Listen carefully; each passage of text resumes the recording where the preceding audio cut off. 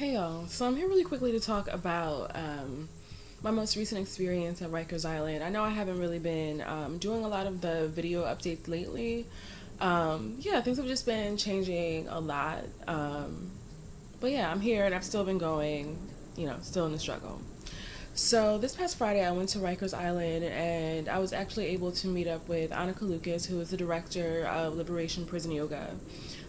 We met up briefly and we went to a dorm that we hadn't been to before, 3 East, to gauge their interest to see if they were interested in starting a yoga class there. And, their interest seemed to be overwhelming. We'll see what it looks like when we actually start the class, I think in 2 weeks. But they seem to be very interested. I got to go to 3 South B, which is a dorm that I've been working with for a while now.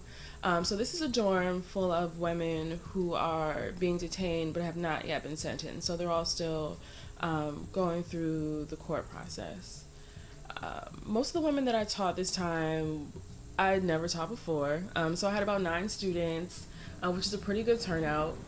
When I got there, they had just got their lunch trays.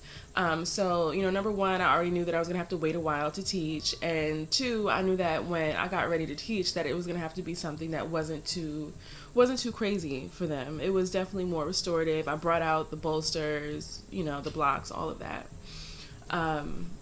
When I was getting ready to start my class, one of the women, she just started talking. She just went on and on and on and on talking about her own situation.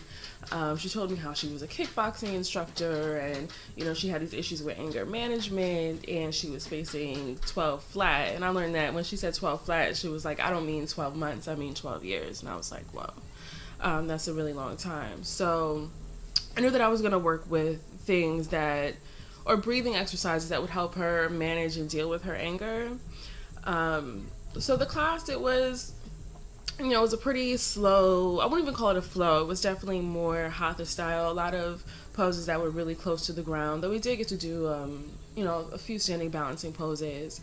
I taught some restorative poses, which I haven't really taught in a long time, but it felt good to, I guess, use that part of my yoga brain.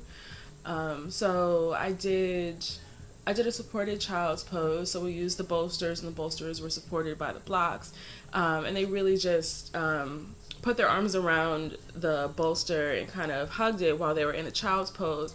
And I think that was good for them, because one of the things in prison that's an issue is safety. People always want to feel safe because prison is such a threatening place. So, they just got to kind of hug and feel secure. And also they don't get hugs. They're not able to touch each other or, touch COs or whatever. So it was like getting a hug, but not really.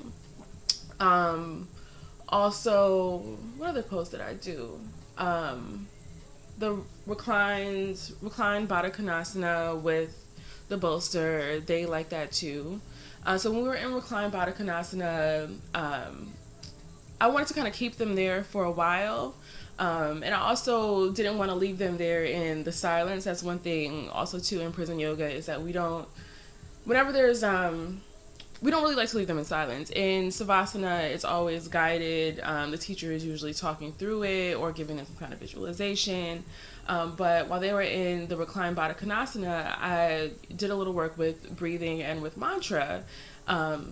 So on the inhale, I had them, think the words, I am safe. And on the exhale, I am loved.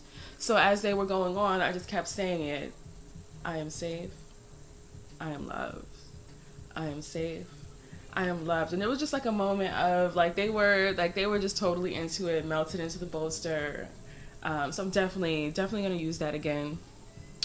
And at the end of class, we did lion's breath, which is one of my favorite things to teach in prison. I think that lion's breath, it really helps people feel some kind of release, and I like to add, a little scream with it too.